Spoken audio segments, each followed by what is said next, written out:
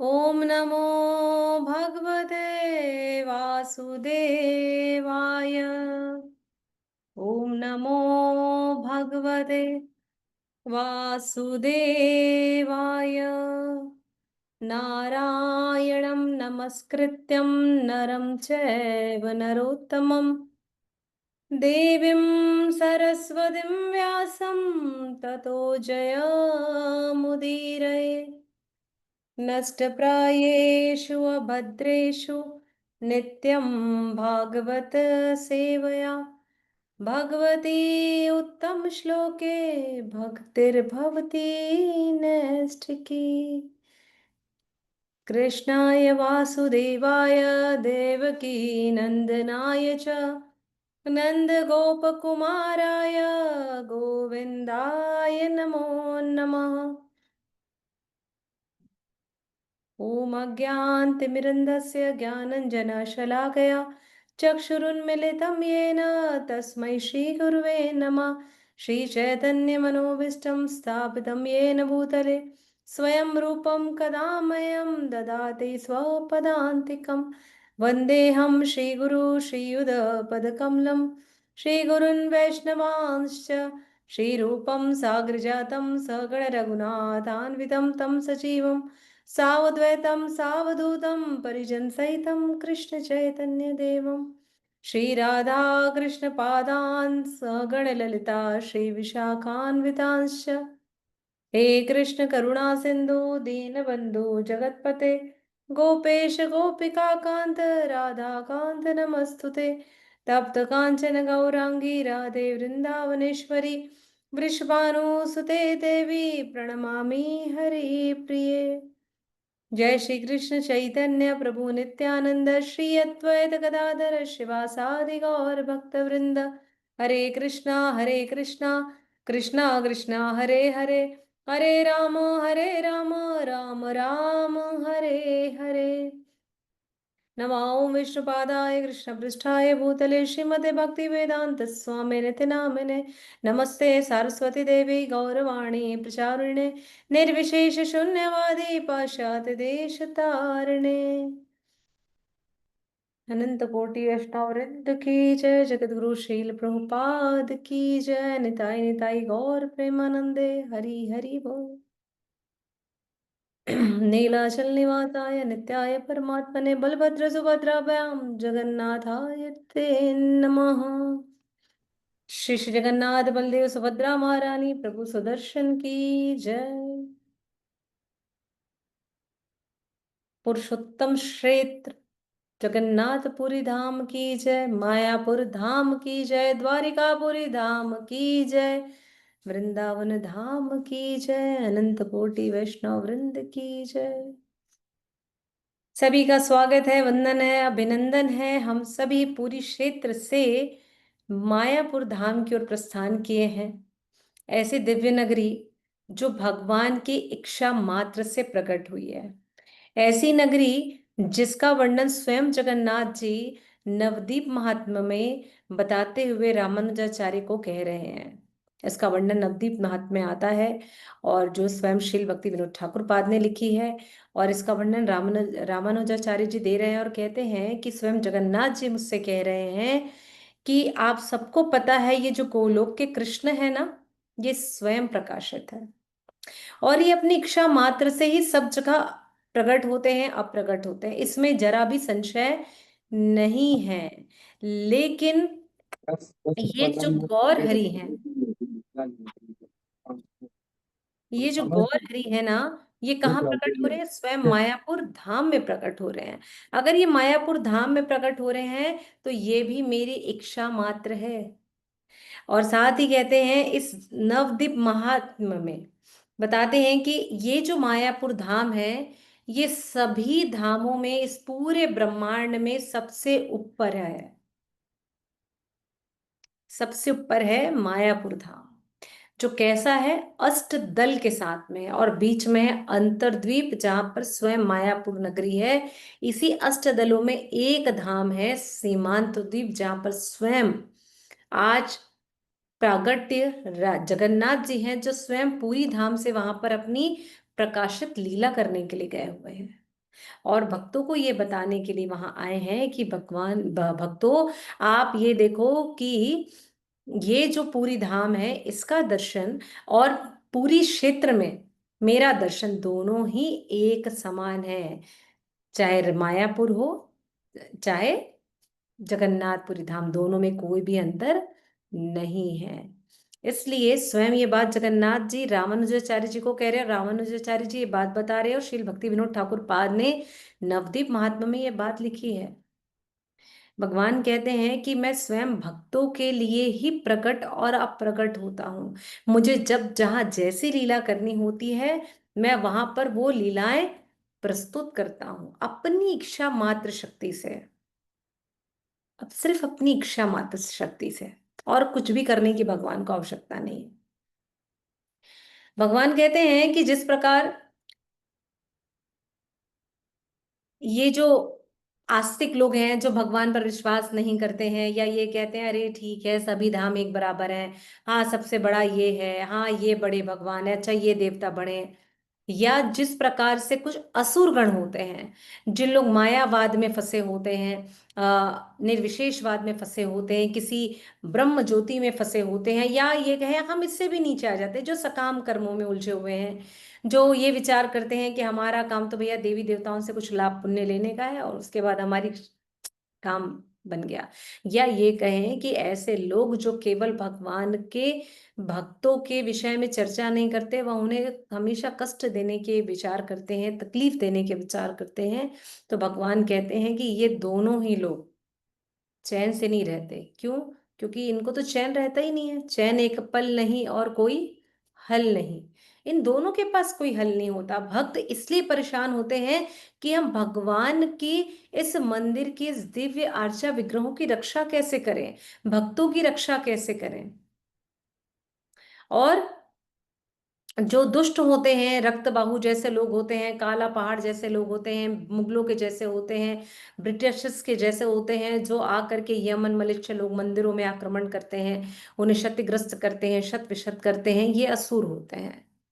ये लोग इतना परेशान करते हैं, तो भगवान कहते हैं इनको भी चैन नहीं होता, इनको लगता है कैसे कष्ट पहुंचाऊं तो मुझे सुकून मिले।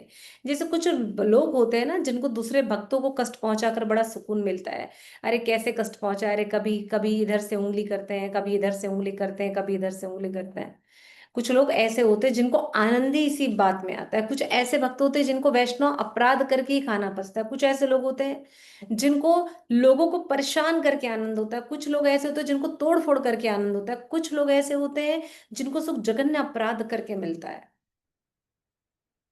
तो इसी ही दृष्टिकोण से भगवान कहते हैं सबकी अपनी अपनी इच्छा है। मैं सबको बोल देता हूँ भाई आपकी इच्छा है, मैंने बता दिया आपको क्या करना है, लेकिन आप फिर भी अपनी इच्छा से ये कार्य करो तो उसका जिम्मेदार मैं नहीं हूँ। लेकिन यदि आप मेरे लिए चिंतित हो तो आपसे बढ़कर फिर कुछ नहीं है। अरे मैं चाहूं तो क्या नहीं कर सकता, लेकिन यदि आप मेरी फिक्र कर रहे हो, मेरी चिंता कर रहे हो कि भैया मैंने खाना खाया या नहीं खाया, अरे नहीं भैया, भगवान ने भोज पाया कि नहीं पाया, भगवान भोग पाते हैं तो हमारे लिए महाप्रसादी बन जाती है, भगवान को उच्छिष्ट मिल जाता है। तो बोलते हैं अगर तुम चिंता कर रहे हो मैंने पाया या नहीं पाया, तो मुझे इस त्याग और प्रेम से बढ़कर क्या चाहिए। उसी त्याग समर्पण की भूमि है ये मायापुर, जहाँ स्वयं चैतन्य महाप्रभु इसी सीमांत द्वीप के पास प्रकट हुए, नवदीप धाम में। और हम इसी नवदीप धाम में जाकर के निमाई के दर्शन करने जाते हैं, चैतन्य मठ में, जहाँ भगवान ने स्वयं प्राकट्य लिया है। अभी तो वहां पर फोटो खींचने की परमिशन नहीं है, लेकिन पहले जाते थे तो अभी भी इधर उधर आड़ टेढ़ा करके हम लोग फोटोज वगैरह ले लेते हैं, जो ठीक नहीं है। तो उस धाम पर भी जाना चाहिए जहाँ स्वयं राधा दामोदर है, उनके दर्शन करने चाहिए।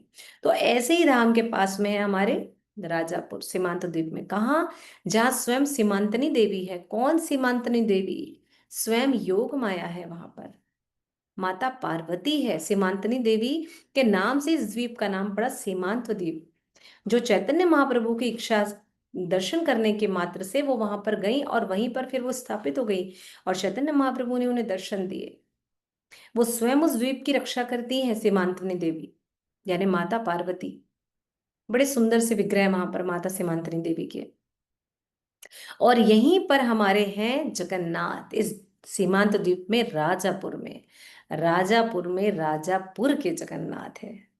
और अनेक दिव्य लीलाएं कर रहे हैं। हमने चर्चा करी कि कैसे हम 7वीं सदी से 16वीं सदी में प्रस्थान के बीच के लगभग 900 साल भगवान बिल्कुल अप्रगट लीला करते हैं। 7वीं सदी में स्वयं पुरी से चल करके भगवान मायापुर पश्चिम बंगाल में पहुंच रहे हैं। और 900 सदी के बाद 16वीं सदी में भगवान पहुंच रहे हैं कहाँ? राजापुर, जहाँ भक्तों को दर्शन दे करके कह रहे हैं कि भैया मुझे यहीं विश्राम करना है, मुझे यहीं रहना है। उसके बाद फिर भगवान 400 वर्षों 500 वर्षों के लिए अप्रगट हो गए। फिर भगवान 20वीं सदी में प्रागट्य लीला किए। 20वीं सदी में अब भगवान जब प्रागट्य लीला किए तो भगवान अब यहाँ पर आकर के स्थापित हो गए। बोले भैया बस अब भगवान यहाँ अपनी वो प्रागट्य लीला कर रहे हैं जिनके आनंद से हम सभी भर गए हैं। हम सभी ने कल दर्शन लीला भगवान की सुनी, कैसे भगवान वहाँ ओणम षष्ठी फेस्टिवल करते हैं। भगवान वहां पर किस प्रकार से भक्तों को बताते कि वहां और यहाँ पर के प्रोग्राम में कोई अंतर नहीं है, कोई भी तिथियों में अंतर नहीं है। जो वहां हो रहा है वो यहाँ पर भी होता है। बस एक ही फर्क है कि यहाँ पर रथ यात्रा नहीं होती, यहाँ पर स्नान यात्रा होती है और बड़े धूमधाम से यात्रा मनाई जाती है। यात्रा में पास ही गंगा घाट में बड़े धूमधाम के साथ में हाथियों के साथ में क्या तुरई बजते हुए, जो बजता है सुरही जिसे कहते हैं, बैंड बाजा के साथ बारात निकलती है भगवान की। गंगा से गंगा मैया लाई जाती है, पूजन अर्चन विग्रह किए जाते हैं, भगवान को खूब खूब खूब खूब यहाँ पर स्नान ध्यान कराया जाता है। और भगवान को फिर सर्दी हो जाती है। जब भगवान को सर्दी होती है तो हमको ऐसा लगता है अरे भगवान को सर्दी हो सकती है क्या, कैसे हो सकती है? ये विचार हर किसी भक्त के हृदय में आता है। अरे भगवान ने कभी हमारे साथ तो ऐसी लीला नहीं करी है, मतलब ऐसा तो नहीं होता होगा ना। नहीं, ऐसा नहीं है, भगवान लीला करते हैं। इसी समय स्नान यात्रा के समय राजापुर में एक भक्त आए जो विदेश से आए हुए थे, जिनका नाम था गौरहरि। तो गौरहरि स्नान यात्रा के बाद में सबने दर्शन कर लिए मंदिर के पट। अब भगवान अनावसर लीला के लिए जा रहे हैं, भगवान के पट वहां पर बंद हो रहे हैं। उस समय मंदिर का जीर्णोद्धार चल रहा था। और ये मंदिर कहाँ मिल गया था? इस्कॉन को मिल गया था। परम पूज्य जय पताका स्वामी महाराज जी के सानिध्य में ये मंदिर आ गया था। यानी 1980 से लेने के बाद की ये घटनाएं हैं। 1960 से 1980 के बीच की, ठीक है। उस समय ये गौरहरि प्रभु जी जो थे, इनको वहीं पर मंदिर में ही थे। भगवान की स्नान यात्रा हो गई, भगवान को उनके ऑल्टर में रख दिया गया। उनको वहां पर अपनी जो औषधि व्यवस्थाएं हैं, जो फल फूल है, सारी चीजें दे करके अब रात्रि का समय भगवान विश्राम करने के लिए जाएंगे। मंदिर के पट बंद हो गए, बहुत ज्यादा उजाला नहीं है, सब लोग जा चुके थे। पर वो मंदिर के कैंपस में ही थे, जाने की तैयारी में थे, गए नहीं थे। उसी समय संध्या के समय भगवान के लीला होने के पश्चात भगवान विश्राम करने के लिए गए हैं। थोड़ा रात्रि होने को आई है, उधर थोड़ा जल्दी रात हो जाती है। और जो समय है उस समय बरसात का समय होता है, अपन सभी जानते हैं कब होती है लीला, अभी अभी के समय में एकदम रात्रि होने का समय है और उसे जोर से छींकने की आवाज आती है, आछी। अब उन्होंने सोचा यहाँ तो कोई है ही नहीं, ये आवाज किधर से आ रही है? फिर से उन्होंने ध्यान से गौर से सुना कि आवाज किधर से आ रही है। फिर अंदर से छींकने की आवाज आई। जब उन्होंने ध्यान से देखा कि आसपास इस कैंपस में मेरे अलावा कोई भी नहीं है, गौरहरि प्रभु जी ने, तब उन्होंने देखा कि ऑल्टर के भीतर से ये आवाज आ रही है। और जैसे हम सर्दी में ऐसे नाकों को बहुत रुमाल से रगड़ते हैं, पोंछते हैं, ऐसी आवाजों से पता चला कि भगवान स्नान करने के बाद में उन्हें भी सर्दी हो जाती है। तो ये है हमारे दिव्य जगन्नाथ जी की लीला। हम सभी कल कथा श्रवण पान किए कि कैसे फटिक चटर्जी को और जैमिनी घोष को भगवान ने दर्शन दिए। दर्शन देने के बाद जैमिनी से कहा, भाई मैं यहाँ पर हूँ, मुझे भूख प्यास लग रही है, आप लोग आके मेरी सेवा नहीं करो, आओ और सेवा करो। और जैमिनी को भी तत्क्षण उनकी इच्छा मात्र शक्ति से उनके मामा के गांव पहुंचा दिया। जब यहाँ से पहुंचा दिया तब उन्होंने इच्छा प्रकट करी कि भाई अगर आप ये हो तो बताओ फिर कैसा होगा। तो फिर उन्होंने फिर दर्शन दिया, बोले यहाँ पर जाइए और ये भूमि पर मैं यहाँ पर नीचे में हूँ, इस मुझे निकालो और मेरी पूजा अर्चन शुरू करो, मुझे अभिषेक कराओ। वहां गए, देखा कि भैया एक नीले रंग का पुष्प पल्लवित हो रहा है, बड़ी सुंदर सी जगह है। लेकिन यहाँ पर इतने जहरीले सर्प बच्चू हैं यहाँ पर कि यहाँ किसी की भी जाने की हिम्मत और इच्छा तो नहीं हुई थी। तब पता करते हैं भैया भूमि का स्वामी कौन है। पता चलता है फटिक चटर्जी यहाँ के भूमि के स्वामी है। भाई उनसे बात की गई, भाई यहाँ पर ये ऐसा ऐसी चीजें हैं, आप ये जमीन दीजिए और मंदिर का निर्माण कराइए। उसके बाद जैमिनी घोष और फटिक चटर्जी जो है दोनों मिलकर के जगन्नाथ जी को भूमि से निकालते, देखते हैं कि थोड़े से विग्रह, बलराम जी सुभद्रा महारानी के विग्रह को थोड़े से अनावसर के बाद जो नव कलेवर होता है उस नव कलेवर कराने की आवश्यकता है। बाकी जगन्नाथ जी पूर्णतः स्वस्थ है। लकड़ी के हैं, यानी दारुन के ये विग्रह है, नीम के काष्ठ के विग्रह है, लेकिन ये कहीं से भी शत विशत नहीं है। किसी भी प्रकार की इसमें कोई भी कमी नहीं दिखाई दे रही। इस प्रकार से भगवान ने अपनी लीला करी। अब अगर हम थोड़ा सा आगे बढ़ते हैं तो इसी समय ऐसा होता है कि जिस समय फटिक चटर्जी जो हैं, ये 1958-60 की बात है। उसी समय हम सभी जानते हैं बांग्लादेश जो है एक ऐसा असांप्रदायिक प्रांत है जहाँ सांप्रदायिक एकता को हमेशा भंग की जाती है। बहुत सारे असामाजिक तत्वों के माध्यम से उस समय बहुत वहां पर लड़ाई झगड़े ये वो सारी चीजें होने लगी। और चूंकि मुस्लिम एरिया है तो बहुत ज्यादा आतंक भी बढ़ गया था। तो फटिक चटर्जी की 7 बेटियां थी, वो अपनी बेटियों को लेकर के पास ही गांव कटवा आ गए। कटवा भी हम सभी दर्शन करने के लिए जाते हैं, वो है चैतन्य महाप्रभु के संन्यास का स्थान। तो वो कटवा आ गए। कटवा आने के पश्चात में अब वहां पर जो मुसलमान लोग थे, वहां से जगन्नाथ जी चिल्लाने लगे, अरे भैया कोई है यहाँ, कोई मुझे खाने को देगा, मुझे भूख लग रही है, मेरी सेवा करने कोई आएगा कि नहीं आएगा। अब रोज वहां लोग मुसलमान लोग की बात सुन रहे हैं, आसपास के लोग बोले अरे ये कैसी आवाज आ रही, कुछ समझ में नहीं आ रही, अरे तुम कहाँ चले गए हो, तुम आते क्यों नहीं हो मेरे पास। ऐसे जगन्नाथ जी वहां से आवाजें लगा रहे हैं। सारे मुसलमान लोगों को पता चला कि भाई पहले यहाँ फटक चटर्जी का जो परिवार है वही यहाँ पर आकर के सेवा करता था। उन्होंने ढूंढा, कटवा गए। बोले भैया आप चलिए वापस। बोले चटर्जी, बोले काय। बोले नहीं, आपको चलना पड़ेगा, वहां से अलग अलग तरीके की आवाज आती है, हमको बहुत डर लगता है, हमें यहाँ से बाहर निकालो, हमें भूख लग रही है, प्यास लग रही है, आप लोग कोई हमारे पास क्यों नहीं आते। इस प्रकार की वो बातें करते हैं। कौन है क्या हमें नहीं पता। उसके बाद वापस वापस फटिक चटर्जी अभी भी जाने को तैयार नहीं रहे। बोले भैया वहां मुस्लिमों का आतंक है, भैया मेरी 7 7 बेटियां हैं, मैं क्या करूंगा, मैं क्या करूंगा। तो उन्होंने कहा आप चलिए, चिंता मत करिए, हम आपकी रक्षा करेंगे। बोले कैसे भरो भाई, कैसे कोई भरोसा कर ले। पर उस मुस्लिम परिवार ने, वहां के लोगों ने उन्हें विश्वास दिलाया कि हम आपकी पूर्णतः रक्षा करेंगे, आपको, आपके परिवार को और आपकी बेटियों को कभी किसी भी प्रकार की कोई हानि नहीं होगी। आप यहाँ आकर के ये जो कोई भी है इनके इनकी देखभाल करिए, इनको खिलाइए ताकि ये शांत रह सकें। फिर फटिक चटर्जी वापस आते हैं और वहां सारे लोग मिलकर के उनके परिवार की रक्षा भी करते थे। इस प्रकार से फटिक चटर्जी की को वापस जगन्नाथ जी ने अपनी सेवा में बुलाया। तो भगवान को जिन भक्तों से सेवा लेनी होगी ना, वो कहीं पे भी रहे, वह उन्हें वापस बुला ही लेंगे। इसी के साथ आगे आता है फटिक चटर्जी का, जब फटिक चटर्जी अब यहाँ से देवलोक गमन कर गए। अब उनके जाने के बाद जो उनके सहपाठी थे, जो उनका साथ देते थे, दिलीप, दिलीप के पिता जो थे उनका नाम था राम भट्ट जी। राम भट्ट जी जो थे, राम भट्टाचार्य जी जो थे वो उनके साथ देते थे। अब दिलीप और राम भट्टाचार्य जी सोचते कि नहीं, अब हमें यहाँ से ना वापस अपने पुराने गांव उस चले जाना चाहिए। उस गांव का नाम था बेल बेलपुकुट। बेलपुकुट उस गांव का नाम था। बोले हम वहां वापस चले जाते बेलपुकुट। तो बोले ऐसा विचार करने लगे। अब जब उन्होंने बस ऐसी ही बात सोची कि उनके परिवार में समस्याएं आना शुरू हो गई। लगातार कभी किसी का स्वास्थ्य खराब हो रहा है, कभी किसी का स्वास्थ्य खराब हो रहा है। और ऐसा देखा कि दिलीप ने कि उनकी पत्नी और उनको रात्रि में एक साथ दोनों को ऐसा लगा कि उन दोनों की सांसें रुक गई है। और जगन्नाथ जी उनके सीने में आकर के बैठ गए हैं और वो बोल रहे हैं कि तुम कैसे जा सकते हो यहाँ से, मुझे तुम्हारी सेवा लेनी है, तुम यहाँ से नहीं जा सकते। दोनों नींद से हड़बड़ा करके उठते, बोलते आपको ऐसा लगा क्या कि जगन्नाथ जी आए थे और हमारी सांसें रुक गई थी। बोले हाँ, मुझे भी ऐसे ही एहसास हो रहा था। तो बस ऐसा विचार करना था। और ये कहने के बाद वे दोनों तुरंत यहाँ से वहां गए और जगन्नाथ जी के दर्शन किए। और वापस उन लोग आकर के फिर राजापुर में रहने लगे। तो राजापुर में मंदिर से 500 मीटर की दूरी पर उनका घर है, जहाँ पर अभी भी ये परिवार वहां पर सेवा कर रहा था। अभी इनकी पीढ़ियां रहती हैं। उसी के बाद में यही दिलीप प्रभु, अब उनके पिता के जाने के बाद में फिर अब बच्चे लोग ऐसे होते हैं ना कि जिन लोग विचार करते हैं नहीं यार, कमाने खाने के लिए बाहर चलो, बाहर कहीं जाना चाहिए, ऐसा करना चाहिए, लोग विचार करते हैं। तो उन्होंने फिर विचार किया कि बाहर कमाने खाने जाना चाहिए थोड़ा बहुत। तो देखा कि जब भी लोग ऐसा विचार करते हैं, इनके परिवार में कोई ना कोई समस्या आ जाती है। जब भी बाहर जाने का विचार करते हैं ये जा ही नहीं पाते, किसी का स्वास्थ्य खराब हो जाता है, घर में कोई अर्थहानि हो जाएगी, कुछ हो जाएगा। तब फिर ये वापस जगन्नाथ जी के मंदिर गए। बोले दादा क्या कर रहे हो आप। हम सभी जानते हैं कि बंगाली लोग अपने बड़े को क्या बोलते हैं, दादा।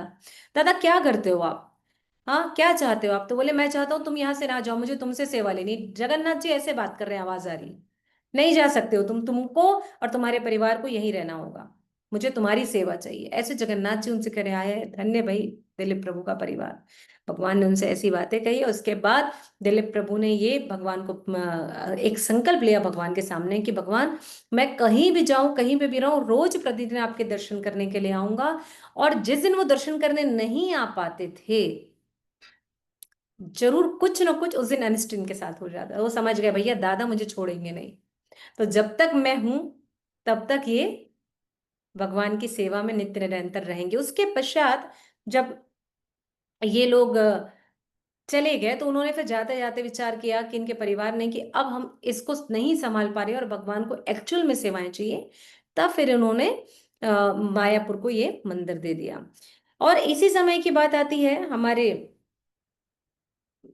फटिक चटर्जी के समय की, जब ये लोग थे सेवा कर रहे थे, तो उसी समय एक वृद्धता मंदिर का जीर्णोद्धार फटिक चटर्जी ने बनाना शुरू कर दिया था। मंदिर का जीर्णोद्धार चल रहा है, सारी चीजें हो रही हैं। तो एक गौचरण करने के लिए एक व्यक्ति था, गैया वैया लेकर के आता था। तो हम जानते हैं घर बनता रहता तो ईंट रेती गिट्टी सब इधर उधर बिखरे पड़े रहते, ऐसे बिखरे हुए थे। तो वो एक ईंट उठाया और लकड़ी से उठा करके मारा, तोड़ा और उसके साथ खेलने लगा। खेल करके फेंकते चला गया। अब रात्रि में जगन्नाथ जी फिर पहुंच गए। जगन्नाथ जी को आप सोच लो कि आप लोग भरोसा भी नहीं कर सकते हो, जगन्नाथ जी की इतनी लीलाएं, मैं तो आपको कुछ संकेत मात्र बता रही हूँ। इतनी लीलाएं, ऐसी बुक्स भरी हुई इनकी प्रत्यक्ष लीलाओं की, और आज भी भगवान वहां लीला करते हैं। ऐसे राजापुर के जगन्नाथ जी, और यही लीलाएं जगन्नाथपुरी धाम के जगन्नाथ जी कर रहे हैं। जगन्नाथ जी वो गौचरण के आ गए, वो वृद्ध आदमी के स्वप्न में रात में, और आकर के आप सोचिए, आप गलती करोगे तो कहाँ जाके बैठेंगे, सीधा आपकी छाती में जाके है ना, आपका टेटवा को दबा देंगे वो। और जाकर के टेटवे के ऊपर, मतलब छाती के ऊपर बैठ करके गला दबाने के बैठ गए। बोले तुम्हारी हिम्मत कैसी हुई, तुम्हारी हिम्मत कैसे हुई कि तुमने मेरे मंदिर के ईंटे को फेंक दिया। वो वृद्ध को याद आया कि मैंने क्या किया था, तो उसे याद आता है कि आज मैं गौचरण करते करते ईंट को एक तोड़ करके इधर उधर फेंक दिया हूं। अगले दिन तुरंत उठा और सबसे पहले गैया चराने से पहले वो वहां गया, उस स्थान में जहां जहां पर उसने वो ईंट फेंकी थी उसे ला करके वापस रखी। इसका मतलब ये है कि जगन्नाथ जी ही नहीं, मंदिर से या हमें किसी भी धाम से कोई भी चीजें नहीं लानी है, उसे तोड़फोड़ नहीं करना है। भगवान ये बताते हैं कि मुझे ये संपत्ति इसलिए प्रिय है क्योंकि ये मेरे भक्तों के द्वारा मुझे अर्पित है। हम जाते हैं तो क्या करते हैं, अरे ब्रज से रज ले आते हैं। अरे जो लाने की क्या चीज है, भगवान के धाम से केवल भगवान का महाप्रसाद, कुछ मत लेकर के आइए। ये वे लोग हैं जो भगवान के नित्य पार्षद है। वृंदावन में जितने भी रज है, पता लता है, वहां की जितनी भी चीजें हैं, वे सब भगवान के नित्य पार्षद हैं। भगवान के संग अंग संग लीलाओं में रहते हैं। हमें अधिकार नहीं उनको उनसे दूर करने का। जगन्नाथपुरी धाम में वहां के भक्त जैसे भी हों, भगवान की सेवा कर रहे हैं, उन्हें सौभाग्य मिला है। हमें अधिकार नहीं उन्हें कुछ कहने का, विचार करने का। द्वारिका में हमें जा करके कोई भी अनादर करने का भाव नहीं होना चाहिए। धाम महात्मा, धाम महिमा बहुत बड़ी है। यही बात जगन्नाथ जी ने इसे बता दी। एक और लीला आती इसी से जुड़ी हुई। मंदिर का जीर्णोद्धार चल रहा था और एक भक्त था, रिक्शा चलाता था। वो क्या करता था, मंदिर से नहीं ले आता था, मंदिर के टूटे हुए संगमरमर रहते थे, तो रोज एक संगमरमर उठाकर घर ले आता था। रोज एक संगमरमर उठाकर घर ले आता था, सोचता था ला करके अपने घर में हॉल में लगा लूंगा, किचन में लगा लूंगा, ये विचार करके वो वहां से संगमरमर को लेते हुए आता था। अब जब वो संगमरमर को लेते हुए आता था, तो एक दिन, दो दिन, तीन दिन भगवान ने देखा। अब चौथे दिन पहुंच गया, कृष्ण और बलराम दोनों, यानी जगन्नाथ जी और बलराम जी पहुंच गए हैं। तुमने मेरे मंदिर के मार्बल को अपने घर लाने की हिम्मत करी है, तुम्हारा हाल देखो, हाल मैं क्या करता हूं। और भगवान ने उसे खूब ठोका, खूब ठोका उस रिक्शे वाले को। अगले ही दिन उसने एक रिक्शा भर के, जो रोज एक एक टुकड़े टूटे हुए जो मार्बल इकट्ठा किए थे, वो सारे मार्बल्स को ले जा करके वापस मंदिर में ले जाके छोड़ा। ये सारी बातें हमारे जो वर्तमान में माँ सेवक कर रहे पंकज आंग्री प्रभु और जन्निवास प्रभु, जो दोनों ट्विंस ब्रदर्स हैं और ये भगवान को अपना पूरा जीवन समर्पित किए हुए हैं, इनकी ये बुक्स बुक्स वहाँ अवेलेबल है। आप आराम से पढ़ भी सकते हैं, देख भी सकते हैं, सुन सकते हैं। कथाएं हमारे आचार्यगण बड़े अच्छे से सुनाते हैं। तो ये लीला आती है। इसी समय की, अभी तक तो हमने सभी ने ये कथा सुनी, जगन्नाथ जी अपने महाप्रसाद से बड़ा प्रेम करते हैं। वे कहते हैं कि भैया जगन्नाथ जी का महाप्रसाद, जगन्नाथ के भात और जगत पसारे हाथ, जगन्नाथ के भात जगत पसारे हाथ, है ना। हम सभी जानते हैं। अरे जगन्नाथ जी के भात खाने को, यानी कर्मा माई के भात खाने, खिचड़ी खाने को स्वयं जगन्नाथ जी आ गए। अरे भक्तों के हाथ से प्रसाद पाने को जगन्नाथ जी आ जाते हैं। ऐसे ही लीला, ये तो जगन्नाथ जी की थी ना। अब सुनिए कथा, बड़ी विचित्र, बड़ी विचित्र है। बलराम जयंती का समय, यानी कि श्रावण पूर्णिमा का समय, बलराम जयंती आती बस आने ही वाली है। और उसी समय हमारे श्री श्री राधा रास बिहारी टेम्पल, जो हमारे परम पूज्य गुरुदेव महाराज भक्ति सिद्धार्थ स्वामी महाराज ने जिसे अपनी गुरु की इच्छा, दृढ़ इच्छा शक्ति से इस छत्तीसगढ़ में ला करके एक वृंदावन को स्थापित किया, उस मंदिर का भी उस दिन पहली स्थापना दिवस है। तो बलराम पूर्णिमा का दिन था। और वहां पर उस समय सेवा कर रहे थे हमारे जन निवास प्रभु जी। जन निवास प्रभु जी सेवा कर रहे थे, बलराम जी को बढ़िया पूजा पाठ किया गया, सारी तैयारियां की गई, खूब महाप्रसाद भगवान को भोग लगा। महाप्रसाद को भोग लगा, उन्होंने वहां के चौकीदार प्रहलाद को प्रसाद दिया। चौकीदार को प्रसाद दिया, भाई एक कटोरा भर करके तुम चले जाना और इसे पा लेना, ठीक है। लेकिन ऐसा होता है कि वो जो चौकीदार था, वो चौकीदार वो प्रसाद को नहीं पा पाया। वहां गया और वहां जाकर के वह सो गया। और ऐसा होता है कि वो जो प्रसाद था, वो प्रसाद को कुत्ता उठा करके ले गया। कुत्ता प्रसाद उठा करके लेकर चला गया। तो अब प्रभु जी समझ गए कि मेरे से कोई बहुत बड़ा अपराध हो गया है। स्वरूप दामोदर प्रभु नाम था उनका, स्वरूप दामोदर प्रभु जी समझ गए कि मुझसे बहुत बड़ा अपराध हो गया है।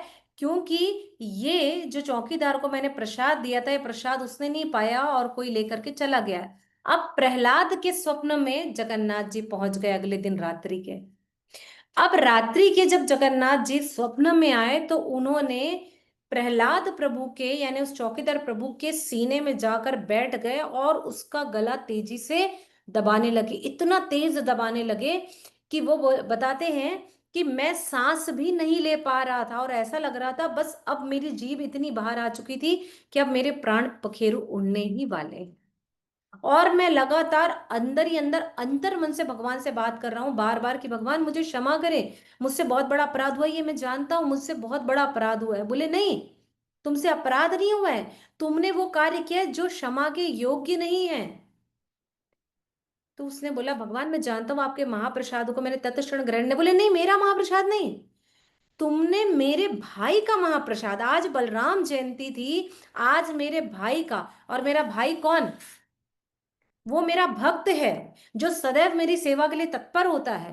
हम जानते हैं ना कि वो अनंत वासुदेव है, अनंत शेष है, स्वयं बलराम जी, जो भगवान को अपने मस्तक पर विराजमान अपने शैया में सुलाते हैं, अनंत वासुदेव वासुकी ना। बोले तुमने उनकी प्रसाद का अनादर किया, तुमने उनके प्रसाद का अनादर किया। अरे भैया, अब तो जगन्नाथ जी गला तो दबा ही रहे हैं, साथ ही उसकी सांसें, आंखें खुलकर बाहर, ना सांस ले पा रहे हैं ना कुछ। वो बार बार एक ही चीज कह रहे हैं प्रहलाद प्रभु की, भगवान मुझे क्षमा करे, भगवान मुझे क्षमा करे। और इधर सुभद्रा मैया अब पहुंच गई। सुभद्रा मैया कहती अरे बड़े भैया छोड़िए ना भैया, छोड़ दीजिए, मत मारिए, वो क्षमा मांग रहा है। अब इधर जगन्नाथ जी सुनने को तैयार ही नहीं है, सुनने को तैयार ही नहीं है। और पीछे में खड़े हुए हैं स्वयं बलराम जी।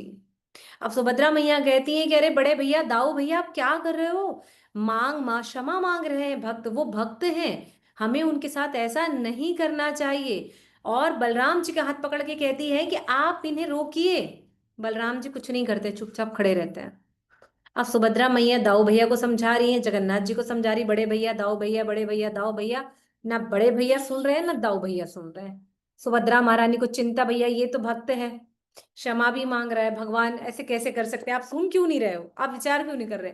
फिर जाती है दाऊ भैया के पास और जाकर के कहती हैं कि दाऊ भैया, अरे प्लीज दाऊ भैया कृपा करो, भक्त क्षमा मांग रहा है। तब जाते हैं बलराम जी और कहते हैं ठीक है, क्षमा कर दीजिए। और उनके हाथ को पकड़ करके उन्हें नीचे लाकर खड़ा कर देते हैं। अभी जगन्नाथ जी की आंखें ऐसी बड़ी बड़ी लाल लाल हो गई हैं। और बड़े क्रोध में कि तुमने मेरे भाई के प्रसाद का अपमान कर दिया है। बोले कुत्ता लेकर गया, कुत्ता तो तर गया, उसकी टेंशन नहीं थी, तुमने अपराध की इसकी ज्यादा टेंशन थी उनको है। अब कहते हैं उन्होंने, अब मैं तुम्हें इसी शर्त पर क्षमा करूंगा कि तुम्हें मेरी 10 शर्तें माननी पड़ेगी, तुम्हें मेरी 10 शर्तें माननी पड़ेगी। तब प्रहलाद प्रभु बताते हैं कि 5 शर्त, 5 निर्देश उन्होंने मुझे व्यक्तिगत तौर पर दिए, और 5 जो निर्देश उन्होंने दिए थे जो सार्वजनिक थे वो मैं आप लोग को बताता हूं। तो मैं भी आपको आचार्यों की वाणी से बताए हुए उन्हीं 5 निर्देशों को बताती हूँ कि उन्होंने क्या कहा। भगवान ने कहा बहुत शांतिपूर्वक, बहुत शांतिपूर्वक।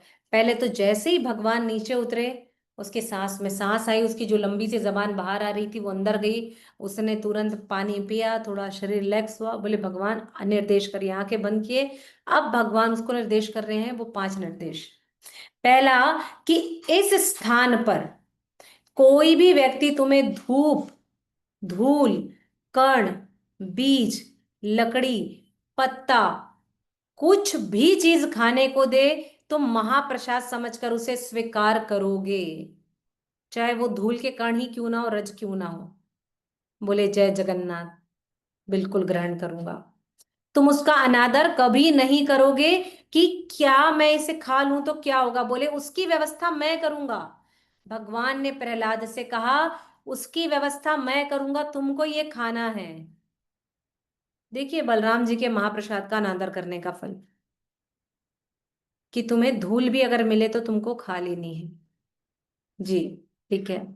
दूसरा, कहते हैं यहां पर कोई भी नशीले पदार्थों का सेवन नहीं करेगा, जुआ नहीं खेलेगा, और तुम अपनी पूरी ताकत लगा करके इसे रोकने का प्रयास करोगे। और तुम अपने पूरे सामर्थ्य से जब इसे लगाकर रोकने का प्रयास करोगे और ये नहीं मानेंगे, तब भी मैं तुम्हारे लिए व्यवस्था करूंगा कि तुम इन्हें कैसे रोक सकते हो, वो भी व्यवस्था मैं करूंगा, पर प्रयास तुमको करना है।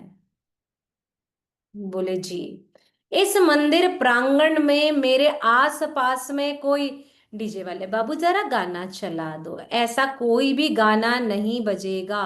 अश्लील गाने, फिल्मों के गाने, किसी भी अन्य संप्रदाय के गाने मेरे मंदिर के आसपास नहीं चलेंगे। यहाँ केवल हरि नाम संकीर्तन होगा, इसलिए वहां अनवरत हरि नाम संकीर्तन चलता है। हर भक्त जो भी जाते हैं वहां कीर्तन करते हैं।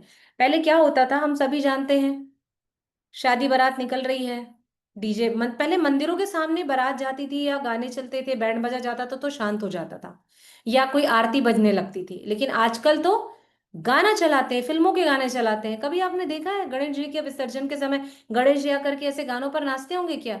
जलेबी बाई ऐसा करते होंगे क्या? बिल्कुल नहीं, पॉसिबल ही नहीं है कि करेंगे। कि किसी डिस्को में जाए, ये भी नहीं है, पॉसिबल ही नहीं है ना। तो पहले क्या होता, इतनी मर्यादा थी कि कोई डीजे या कोई साउंड बॉक्स या बैंड वाले जाते थे तो मंदिरों के बाहर में ना या तो शांत हो जाता था या कोई ऐसा गाना बज जाता था। लेकिन वर्तमान कालक्रम में तो स्थितियां ही एकदम दुर्गम हो गई है। पता नहीं आने वाले समय में और क्या होगा, पता नहीं। तब जगन्नाथ जी कहते हैं कि यहाँ किसी भी प्रकार का नहीं बजेगा। तो ये आदेश आसपास के उस पूरे गांव में दे दिया गया, भाई जिसको भी कुछ भी लेकर जाना या तो बंद कर दो या तो बाहर जाकर के बजाओ, मंदिर के भीतर या मंदिर प्रांगण तक आवाज नहीं आनी चाहिए। तो आज वहां ऐसा ही होता है। फिर उन्होंने कहा कि यहाँ पर कोई भी, विशेष तौर पर उन्होंने कहा यहाँ पर कोई भी किसी भी स्त्री को, बहन को, और को बुरी नजर से नहीं देखेगा, कोई बुरी दृष्टि नहीं डालेगा, और तुम किसी भी माता जी के साथ दुर्व्यवहार नहीं करोगे, तुम किसी भी स्त्री पर बुरी दृष्टि नहीं डालोगे, अन्यथा तुम्हारी दोनों आंखें निकाल करके गोटियां बना दी जाएंगी। उन्होंने कहा जय जगन्नाथ। एकदम भगवान ने साफ सुंदर स्टेटमेंट दिया, और ये भी कहा अगर कोई तुम्हारी बात नहीं मानेगा तो मैं व्यवस्था करूंगा, पर ताकत तुमको लगानी होगी। भगवान ने हर शर्त के अंतिम में यही निर्देश दिए कि प्रयास तुमको करना है, व्यवस्था मैं करूंगा, ताकत मैं लगाऊंगा। और अंतिम में कहा कि इस मंदिर से कोई भी किसी भी प्रकार की संपत्ति, रेत, बालू, ईंट, कंकर, पत्थर, लकड़ी, अन्यथा कुछ भी चोरी कर कर लेकर के जाता है तो तुम उसे रोकने का पूरा प्रयास करोगे और या उसे वापस लेकर आओगे। उसने कहा, जय जगन्नाथ, जय बलराम, जय सुभद्रा महारानी, जय प्रभु सुदर्शन। सबको प्रणाम किया और तत्काल आकर के अगले दिन उन्होंने अपने स्वप्न को वहां पर मंदिर में, जो टेम्पल प्रेसिडेंट थे उस समय वहां पर, स्वरूप दामोदर प्रभु, उनसे सारी बातें बताई प्रहलाद ने। और उसके बाद से इस जगन्नाथ जी के मंदिर में आज भी ये सारी लीलाएं लगातार होती हैं, हो रही हैं। और वहां पर सभी, और शिल प्रभुपाद ने तो ये चीजें बताई दी हैं कि आपका संबंध, और भगवान ने भी कहा कि तुम्हारा किसी भी स्त्री के साथ दो ही संबंध होगा, या तो बहन का या माता का, अन्यथा कोई संबंध नहीं है। शिला प्रभुपाद भी यही बात क्या कहे हैं ना, क्यों? वो कहते हैं ना कि कोई भी व्यक्ति किसी भी स्त्री को अपनी पत्नी के अलावा केवल माता की दृष्टि में ही प्रेम कर सकता है, अन्यथा हर रिश्ते में पाप है। क्योंकि मां से ही निस्वार्थ प्रेम किया जा सकता है, अन्यथा हर रिश्ता पाप की दृष्टि में आता है। इसलिए उन्होंने भी यही निर्देश दिया, स्वयं जगन्नाथ जी ने दिया, तो शिला प्रभुपाद क्यों नहीं मानेंगे? तब शिला प्रभुपाद अपनी एक घटना बताते हैं इसी समय में। फिर एक विशेष जगन्नाथ जी की कथा सुनेंगे, एक कथा और बताते हैं शिला प्रभुपाद कि उनके गुरु भाई थे। उनके गुरु भाई जिनका नाम था एक मिनट, उनके प्रभुपाद के गुरु भाई थे शील दामोदर दास प्रभु जी। ठीक है, प्रभुपाद बताते हैं कि उनके गुरु भाई थे शील दामोदर दास महाराज जी। और शील दामोदर दास महाराज जी एक बार राजापुर में जगन्नाथ जी के दर्शन करने के लिए जाते हैं। जब वो दर्शन करने के लिए वहां जाते हैं तो दर्शन करते करते ऐसा वो देखते हैं कि पुजारी भगवान के लिए थाल के भोग लेकर के आ रहा है। ठीक है, अब थाल के भोग लेकर के आते हैं तो हम सभी मर्यादा जानते हैं कि क्या करना होता है जब थाल के भोग लेकर के आते हैं, या हम मंदिर जाते हैं भगवान को कोई भी सामग्री अर्पित करने के लिए, तो थाल पोछ डालते हैं या उसे ढककर लेकर जाते हैं। क्यों? किसी भी जीव जंतु पक्षी कीट पतंग की दृष्टि इस पर नहीं पड़नी चाहिए, वरना भगवान को अर्पित किया जाने वाला भोग दूषित हो जाएगा, अशुद्ध हो जाएगा। अगर चिड़िया ने ऊपर से देख लिया, क्या पता कुछ गिर जाए, कुछ हो जाए, तो शुद्ध हो जाएगा, इसलिए ये नियम में माना जाता है। लेकिन देखा कि पुजारी वहां से जब आ रहे हैं भगवान के लिए भोग की थाल लेकर के, तो वो भोग की थाल पूर्णतः खुली हुई है। और खुली होने के कारण नीचे से कुत्ता भी जा रहा है, क्या पता कुत्ता ही धक्का मार दे और प्रसाद नीचे गिर जाए तो, या उसकी दृष्टि उस पर पड़ जाए तो, या ऊपर से कीट पतंग पक्षी उड़ रहे हैं कुछ गिर जाए, पॉटी कर दे, बीच कर दे, कुछ भी हो जाए, कुछ भी हो सकता है। ये विचार उनके हृदय में आया उसी समय। जब ये बात उनके हृदय में आई तो वो बहुत दुखी हुए और वे कुछ कहते उस पंडित से, उस पुजारी से। उसी समय में एक बड़ी लीला होती है कि एक वृद्ध महिला आती है। जब वो पुजारी वहां पर भोग अर्पित करके बाहर निकलता है और एक वृद्ध महिला एकदम सफेद वस्त्रों में आती है और आकर के कहती है कि तुम्हें नहीं पता कि शिष्टाचार क्या है, मर्यादा क्या है पूजा करने की, अर्चन विग्रहों की, भोग थाल कैसी लगाई जाती, क्या आपको ये पता नहीं है? आप इस प्रकार से खुला ले जा करके अशुद्ध और दूषित भोजन जगन्नाथ जी को परोस रहे हो, आपको ये शोभा नहीं देता है। ये बात उन्होंने कहा क्योंकि नीचे कुत्ता जा रहा है, ऊपर से पक्षी उड़ रहे हैं, कीट पतंग कुछ भी इसमें गिर सकते हैं, और आप आज तक भगवान को दूषित भोजन खिला रहे हैं। जब ऐसा उन्होंने कहा तो स्वरूप दामोदर महाराज जी के हृदय में आता है, दामोदर महाराज जी की, कि ये बात तो बस मैं चिंतन कर रहा था, लेकिन मैं उस समय जो पुजारी भोजन भगवान के लिए लेकर के जा रहा था मैं उसे कैसे कह सकता था। ये बात जब दामोदर महाराज जी के हृदय में आती है और वो माता जी वहां पर आती है और कुछ ही समय बाद वो माता जी किसी को दिखाई भी नहीं देती है, तो सोचिए स्वयं भगवान यहाँ पर लीला करने के लिए आए और बता करके गए कि भगवान को प्रसाद पवाने की क्या मर्यादा है। तो हम सभी के लिए भगवान ने भी ये निर्दिष्ट किया है, और स्वयं श्रील प्रभुपाद ये बता रहे हैं अपने गुरु भाई के माध्यम से कि देखिए भगवान के लिए घर में भी यदि आप भोजन भोग प्रसाद लगाते हैं, घर में स्थान छोटा है तो आप पर्दा लगा करके रखिए भगवान के लिए। 11-12 बजे के बाद आप भगवान को पर्दे में लगा दीजिए। आप अगर पर्दा भगवान को भोजन लगा रहे हैं, भोग प्रसाद पवा रहे हैं, तो आप उसे पर्दा लगा दीजिए भगवान के कुछ 3-7 मिनट पवाने के समय में आप उस प्रकार से भगवान को भोजन पवाइए। एक घटना और आती है भोज भगवान को भोजन प्रसाद पवाने के लिए, कि जब चंद्रोदय मंदिर से भगवान के लिए प्रसाद आता था, तो प्रसाद जब लेकर के पुजारी लेकर के आ रहे थे, तो उसी समय उन्हें ध्यान आया कि वो आज तुलसी पत्र लाना भूल गए हैं। अब और मंदिर का जीर्णोद्धार चल रहा है, तो आसपास कोई तुलसी के वृक्ष भी नहीं थे, पौधे भी नहीं थे कि उन्हें तुलसी पत्र मिल पाता। तो वे विचार करने लगे और भगवान के सामने जब थाली लगाई और थाली लगाने के बाद देखा कि मैं तो आज तुलसी पत्र लेकर के आना भूल गया हूँ, अरे अब क्या होगा।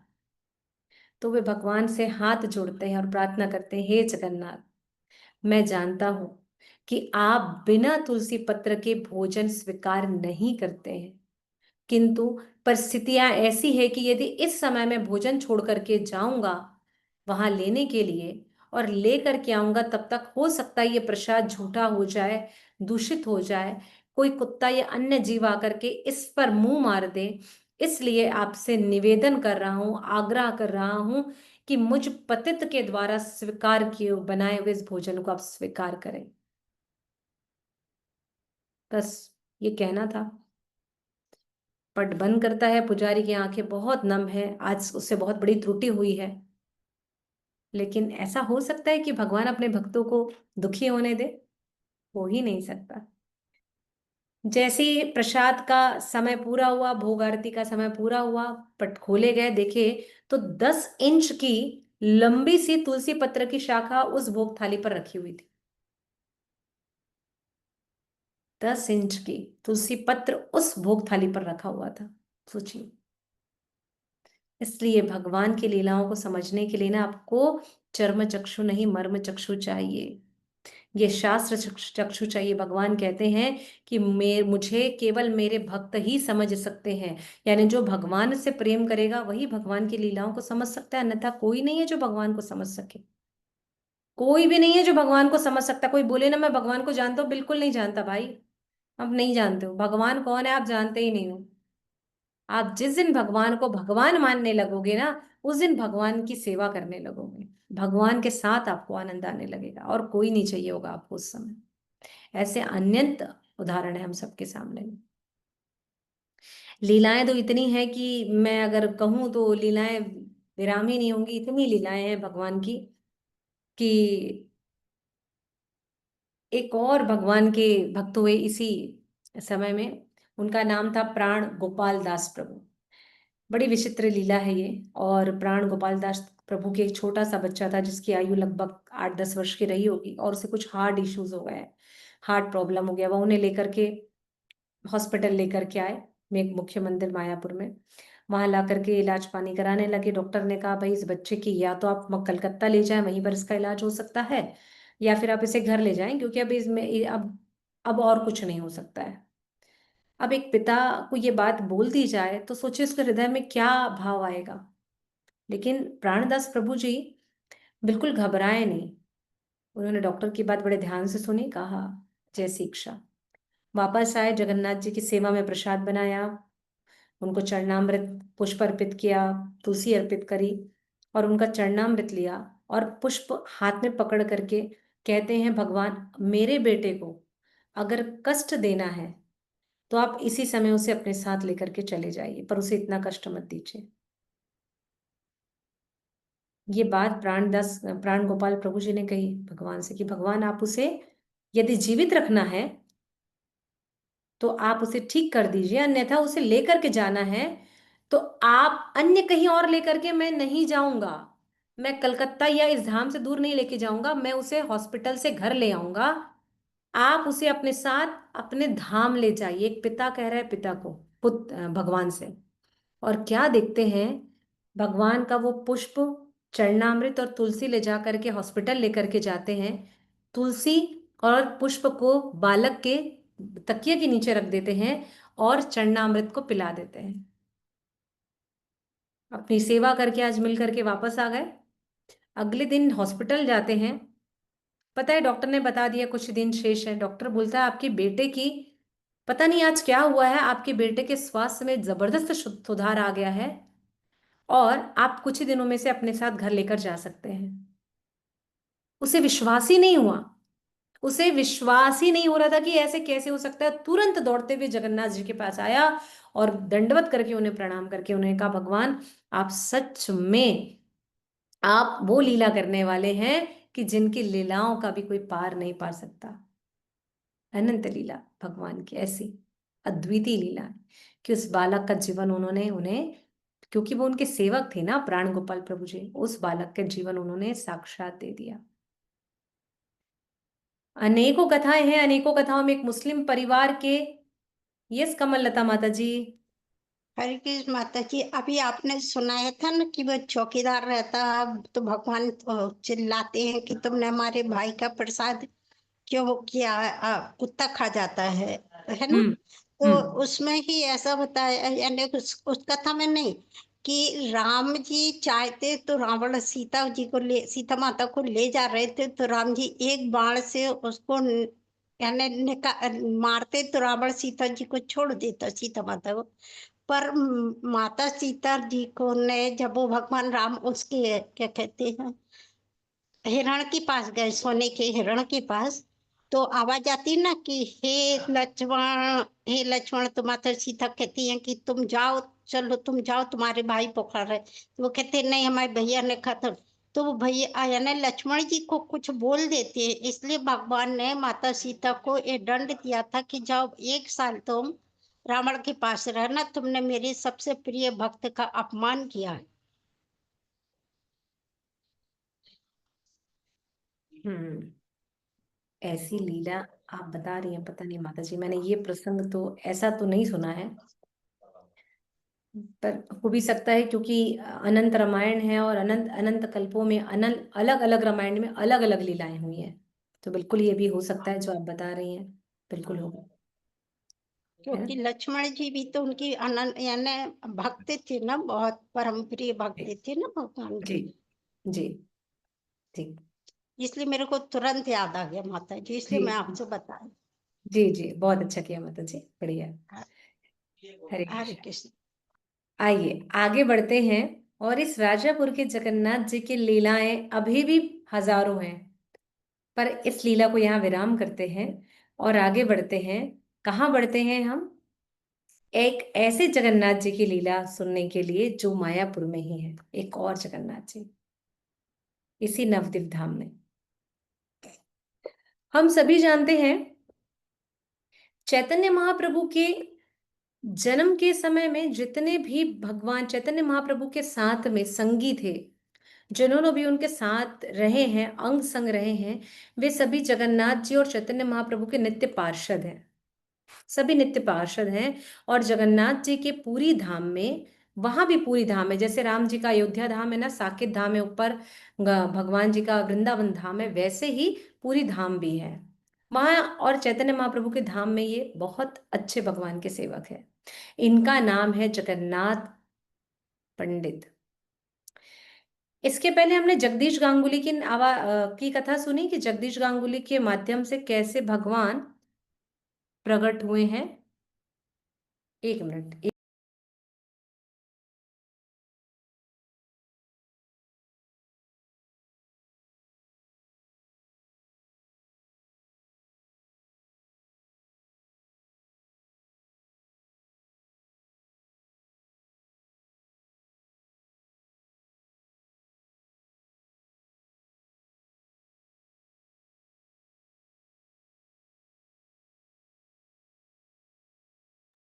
हरी हरी। जय। तो हमने किसकी कथा सुनी थी? जगदीश गांगुली की, है ना, कि जिनके माध्यम से भगवान स्वयं फिर आए और राज स्थापित हुआ। अब कथा आ रही है जगदीश पंडित की। ठीक है। अब जगदीश पंडित जो हैं, वे जगन्नाथ जी के धाम में और चैतन्य महाप्रभु के धाम में उनके नित्य पार्षद हैं, जो वहां उनकी सेवा करते हैं। हमारे जगदीश पंडित जी का जन्म हुआ गुवाहाटी आसाम में, जो पहले ना प्राग ज्योतिषपुर के नाम से जाना जाता था। ठीक है। ये इनके पिता का नाम था कमलाक्ष, और इनके माता पिता ने इनकी शादी बड़ी सुंदर सुशील कन्या दुखनी से इनका विवाह कराया। पर माता पिता के यहाँ से देवासन होने के पश्चात ये उस गुवाहाटी को छोड़ करके ये गंगा के तट के पास अर्थात कलकत्ता मायापुर की ओर प्रस्थान किया, और यहाँ आकर के गंगा घाट के पास नवदीप धाम में किसके पास, जगन्नाथ मिश्रा और माता सची के घर के पास आकर के ये रहने लग गए।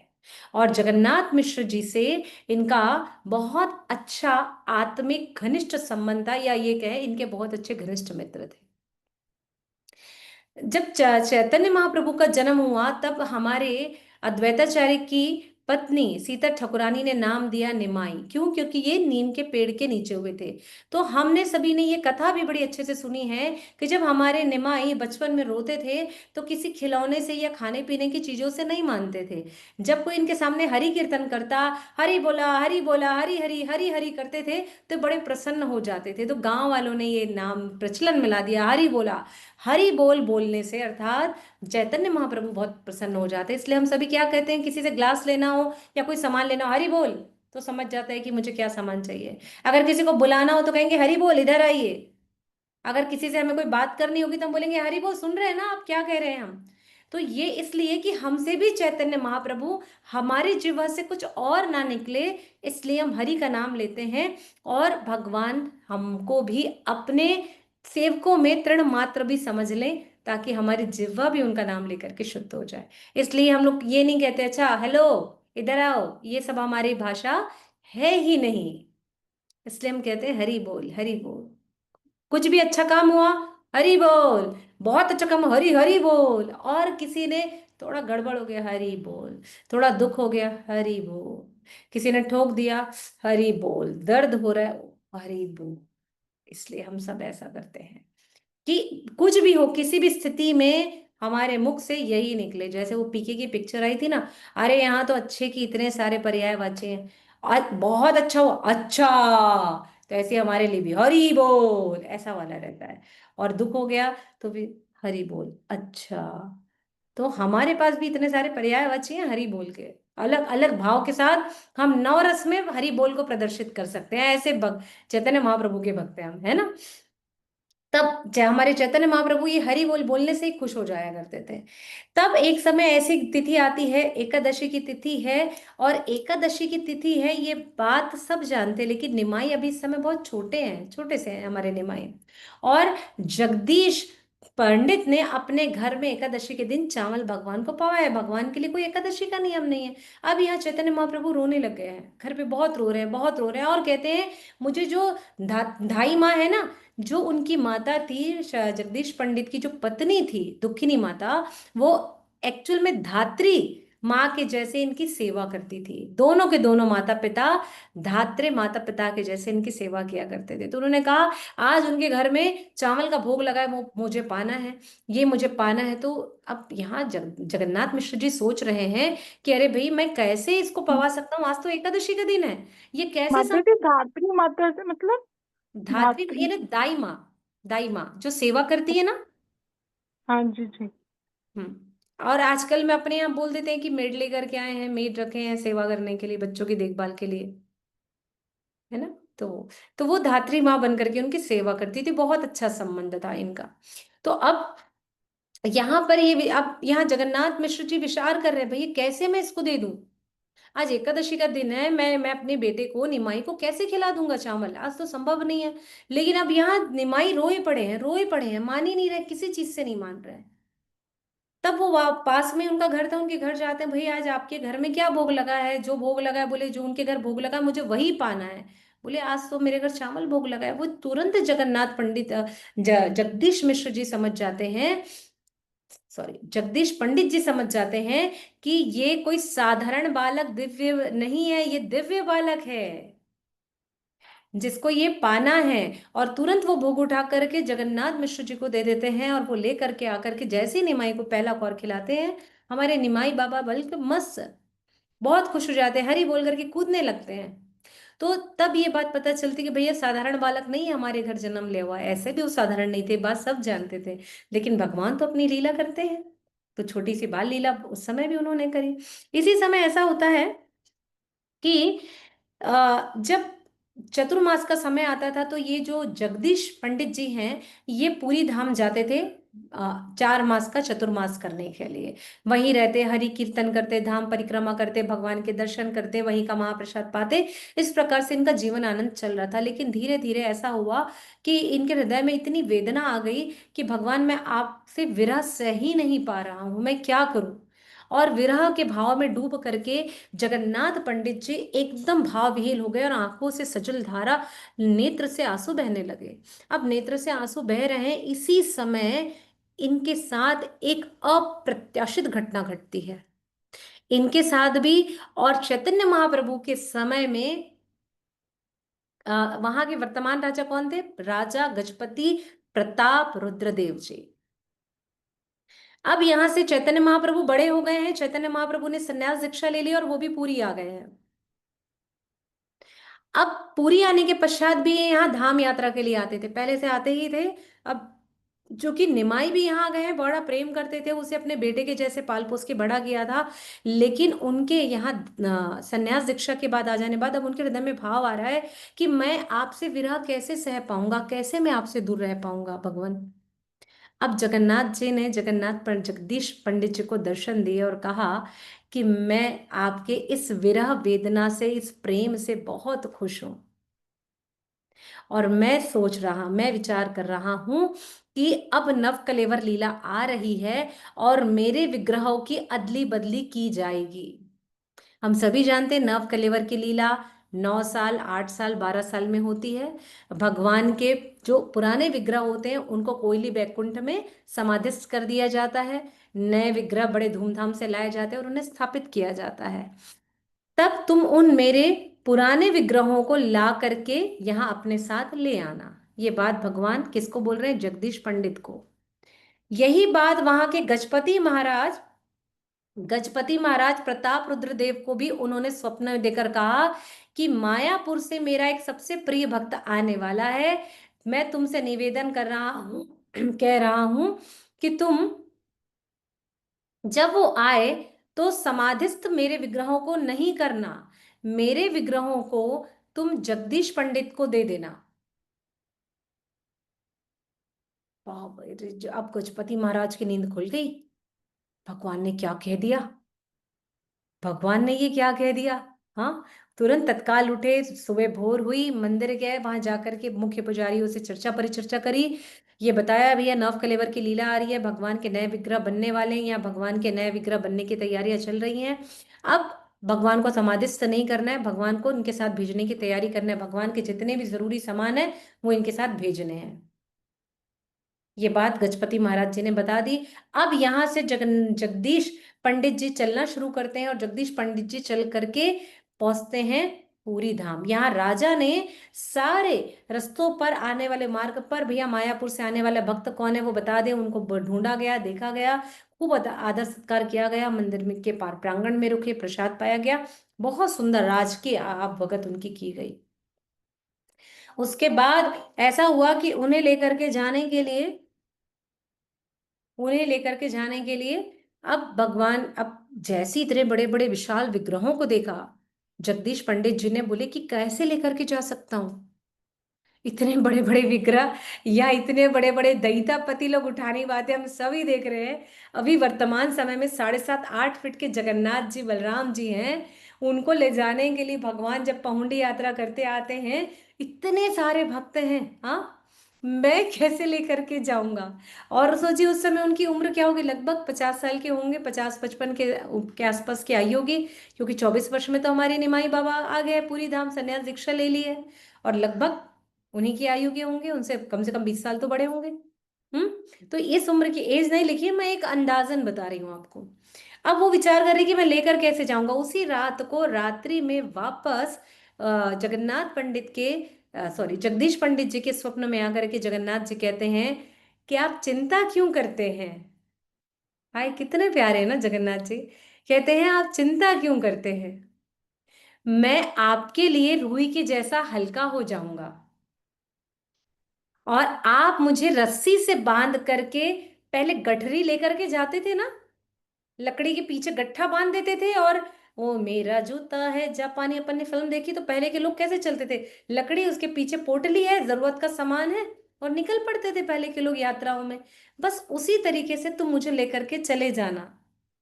और भगवान रुई के जैसे हल्के हो गए। इसी समय जगदीश पंडित जी के साथ 2 भक्त और ब्राह्मण भक्त आए थे। वे तीनों ने उसी प्रकार से बलराम, सुभद्रा माई और जगन्नाथ जी को बांध दिया रस्सी से, पूजन अर्चना की गई, और भगवान के पुराने विग्रहों को जगदीश पंडित जी को दे दिया गया। अब भगवान ने एक दिशा निर्देश और दिया, ये बात याद रखना कि तुम मुझे जहां रख दोगे तुमको जहां लेकर जाना है वहीं लेकर के जाना। अगर तुमने बीच में मुझे रख दिया तो मैं वहीं स्थापित हो जाऊंगा, फिर मैं नहीं उठूंगा। भैया भगवान की लीला, वो तो बिना लीला के कैसे बनेगा। हम्म। तब भगवान ने उनसे ये बात कह दी। अब जो उनके साथ गए थे, अब इसी समय किसे आई, जगदीश पंडित जी को आई लघु शंका। उन्होंने कहा कि काफी समय हो गया है, देखो तुम नीचे नहीं रखना ना, दोनों का आदेश दिया, मैं आ रहा हूं, फिर तुम दोनों चले जाना, तुम इसे ठीक से पकड़ करके खड़े रहो, बस मैं गया और आया।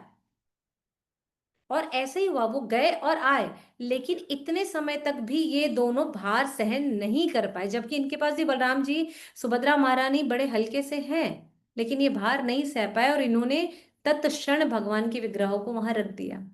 भगवान वहीं रुक गए। अब जैसे ही आए जगदीश पंडित जी, तो उन्होंने कहा, अरे ये आपने क्या किया, मैंने कहा था ना भगवान को नहीं रखना। बोले, अरे पंडित जी, इतने भारी हो गए, इतने भारी हो गए कि हमसे सहा ही नहीं जा रहा था, हम संभाल ही नहीं पा रहे थे, बहुत कोशिश कर रहे हैं, और पीछे से ये डंडा, अब भाई डंडा टिका हुआ है, वो तो ऊपर उठते जाएगा ना, वजन पीछे बढ़ रहा है तो लोड हो रहा है। तो बोले संभाल ही नहीं पा रहे थे हम, इसलिए फिर उन्होंने वहीं पर ध्यान लगाया, देखा कि अच्छा अब भगवान को यहाँ से जाने की इच्छा नहीं है, मतलब भगवान यहीं पर स्थापित होना चाहते हैं। वो जगह का नाम है जसोर गांव, नवदीप धाम में ही है, चकदहा। हम सभी चकदहा दर्शन करने जाते हैं। ये भगवान के वो साक्षात विग्रह हैं जो समाधिस्थ नहीं हुए हैं, और प्रताप रुद्रदेव के काल में यानी चैतन्य महाप्रभु के समय में ये विग्रह आए थे आपके इस चकदाह में, जगदीश पंडित जी के। तो आप कभी भी जाएं तो इन विग्रहों को दर्शन कर सकते हैं। उसके बाद ये जो विग्रह के इनके माता जाने जी के स्थान पश्चात बताना, विलेज बताना, नाम दोबारा। हाँ जी। जसोर गांव, जसोर गांव के पास है चकदहा। ठीक। ठीक। ये वही स्थान है जहां पर भागीरथी गंगा, भागीरथी गंगा को लेकर के यहां से गए हैं। ये वही मार्ग है चकदहा का। हम सभी जानते हैं भागीरथी महाराज ने अपने पूर्वजे 80,000 पूर्वजों का उद्धार किया भाइयों का, ये वही स्थान है, यहाँ से गए।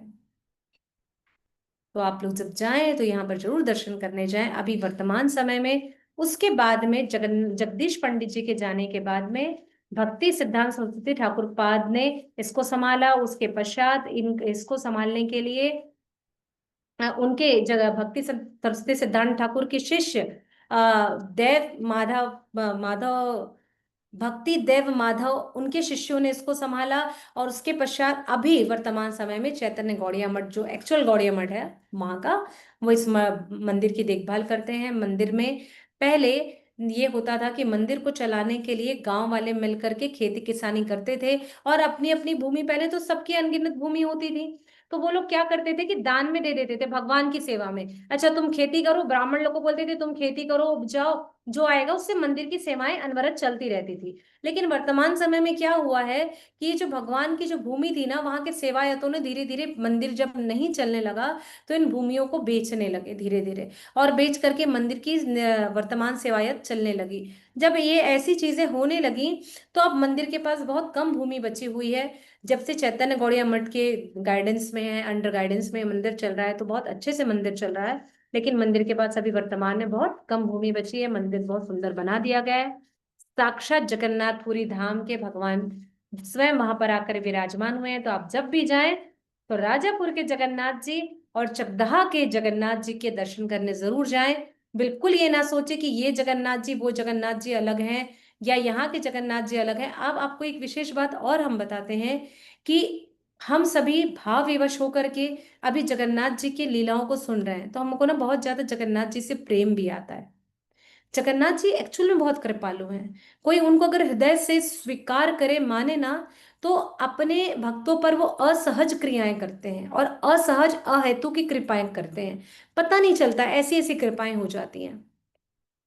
फटिक चटर्जी के साथ तो इतनी कृपा हुई है कि क्या ही बताएं। एक बार ऐसा हुआ कि उनकी पत्नी बीमार थी, और बीमार थी, वो उठ नहीं पा रही थी, बहुत तेज बारिश हो रही है, मंदिर में आकर के भक्त सारे रुक गए, खूब तेज बारिश हो रही है, सारे भक्त मंदिर में रुके, और उन फटिक चटर्जी की जो पत्नी थी जिसका नाम था निर्मला देवी। निर्मला देवी बिस्तर से उठ ही नहीं पा रही, उसके शरीर में असहाय दर्द, असहाय पीड़ा, वो कुछ नहीं कर पा रही है। उसी समय देखा कि बहुत ज्यादा तेज बारिश हो रही है और कमरे में भी बहुत अंधेरा हो गया, बिस्तर में पड़ी रही। कुछ समय के पश्चात ऐसा हुआ कि उनका फटिक चटर्जी का अंदर आना हुआ, अंदर आकर के उन्होंने देखा कि जमीन पर जो धूल थे ना, उस धूल पर एक अलग से ही पद चिन्हों के निशान है, अलग पद चिन्हों के निशान है। थोड़ा सा उन्होंने ध्यान लगाया तो पता चला कि जगन्नाथ जी यहाँ से चल करके गए, जगन्नाथ जी आए थे देखने के लिए निर्मला देवी जी को।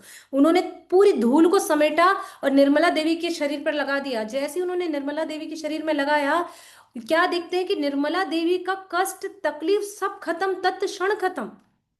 दोनों के दोनों मंदिर से निर्मला देवी जो दिन भर से उठ नहीं पा रही थी, विगत 1-2 दिनों से उनका स्वास्थ्य खराब था, जा करके उन्होंने देव भगवान को दंडवत किया, प्रणाम किया, बोले भगवान आप मुझे अपने पास बुलाने के लिए स्वयं मुझसे मिलने चले आए, मुझ पर कृपा करने के लिए। भगवान ऐसी आए तो की कृपा करते हैं। आपको सिर्फ अपने मर्म चक्षुओं से भगवान को देखने की जरूरत है।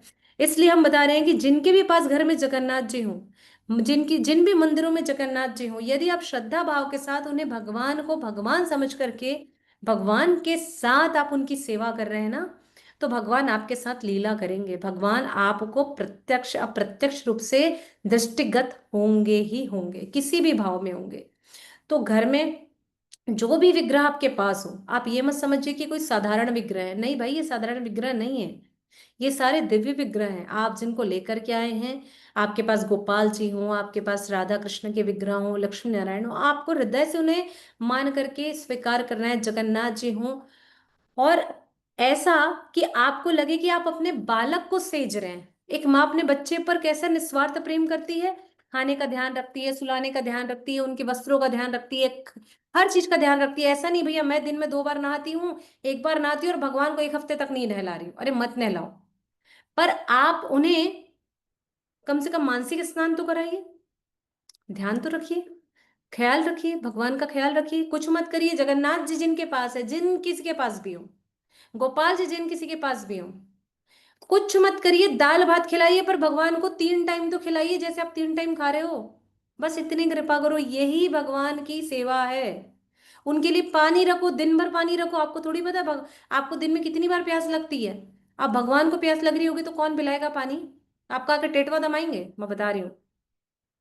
एक सुंदर सवारी मयत खरीदो, चांदी सोने का ग्लास, स्टील का ग्लास लाओ, सिंपल सा ग्लास लाओ, एक तुलसी का पत्र डालो और बोलो भगवान आपके लिए पानी रख के जा रही हूँ। शाम के पानी निकाल लो, खुद महाजल पी लो, फिर रात्रि में पानी रख के भगवान के लिए रख दो।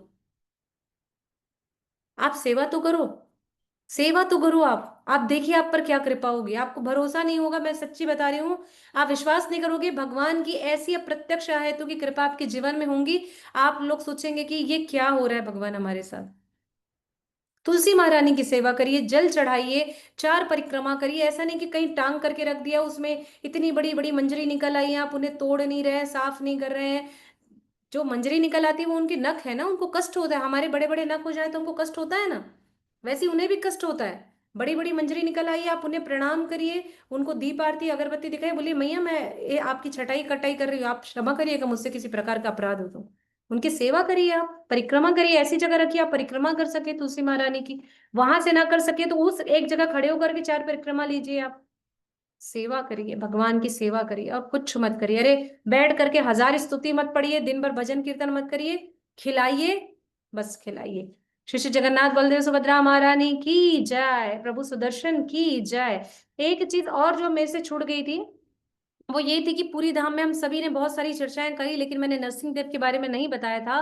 तो जब भगवान जगन्नाथ जी ने आदेश दिया इंद्रद्युम्न को कि मेरी स्थापना करने के लिए ब्रह्मा जी को ही लेकर के आना है, ब्रह्मा जी आकर के स्थापना करेंगे, इंद्रद्युम्न ध्यान लगाते हैं, ब्रह्मा जी स्थापना करने के लिए आते हैं, तब वहीं पर गुंडीचा मंदिर से ठीक 10 कदम की दूरी पर ही नरसिंह भगवान का मंदिर है। तो वहां पर जाकर के ब्रह्मा जी ने यज्ञ किया। ब्रह्मा जी ने जैसे यज्ञ किया तो उस यज्ञ से उग्र नरसिंह प्रकट हुए हैं।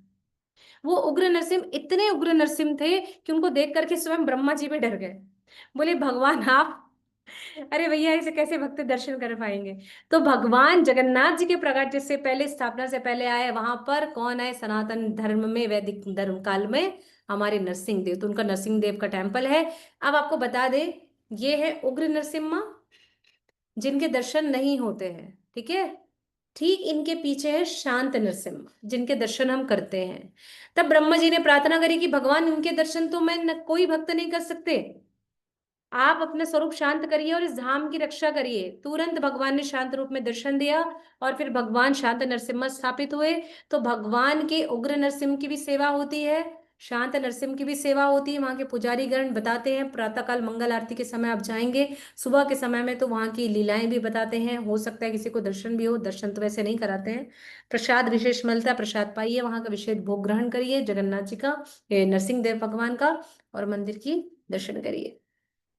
हरे कृष्णा। श्री श्री जगन्नाथ बलदेव सुभद्रा महारानी की जय। श्री श्री जगन्नाथपुरी धाम की जय। श्री श्री मायापुर धाम की जय। श्री श्री गौरांग महाप्रभु की जय। आप में से किसी को यदि और कोई लीला जो आप लोग सुनना चाहते हो तो बिल्कुल प्रयास किया जाएगा जगन्नाथपुरी धाम से जुड़ी हुई कथाओं को सुनाने के लिए। और यदि और कुछ सुनना चाहते हो तो उसमें भी मैं कोशिश करूँ गुरु की कृपा से। हरे कृष्ण। हरे यस।